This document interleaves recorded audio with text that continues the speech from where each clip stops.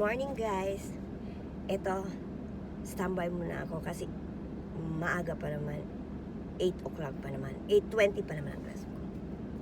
Ngayon, ang ano ko, ang klase ko is grade 1 and 2, 3 and 4. Tapos wala na akong pasok. Wala na akong ano niyan sa last period. Mag-aantay na lang ako ng oras. Wala na akong gagawin. Alam nyo guys, 2 years pa lang ako nagtuturo. Hindi pa talaga ako yung talagang magaling na magaling. Pero dito, sa Japan, kailangan marunong kang makisama sa mga katrabaho mo. Kasi mga katrabaho mo, iba-ibang tao, iba-ibang klase. Ako, apat ang school ko. Pang-5 ang preschool ko. Iba-ibang teacher ang makasama ko. Kaya kailangan marunong kang makisama. Tsaka, dapat pagpasok mo pa lang, yung yung power, energetic ka na kaagad pagpasok pa lang. Pagpasok pa lang ng faculty room, dito kasi pagpasok pa lang Ohayo gozaimasu na kaagad.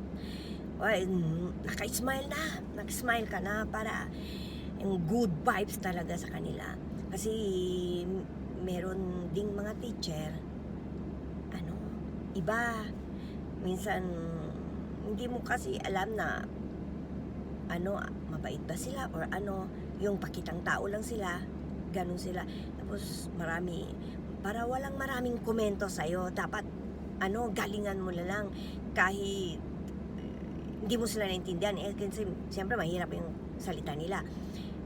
Kahit nakaintindi ako ng Japanese, pero hindi totally talaga naiintindihan ko talaga. Pero smile lang.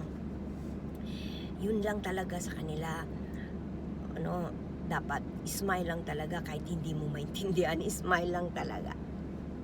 Tsaka dapat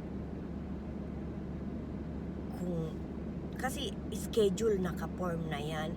Minsan kasi hindi nila sasabihin sa'yo na, wala tayong pasok ngayon. Lang sila, ganun.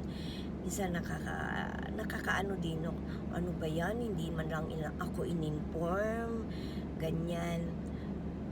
Sige guys, hanggang dito na lang. Have a nice day. Goodbye!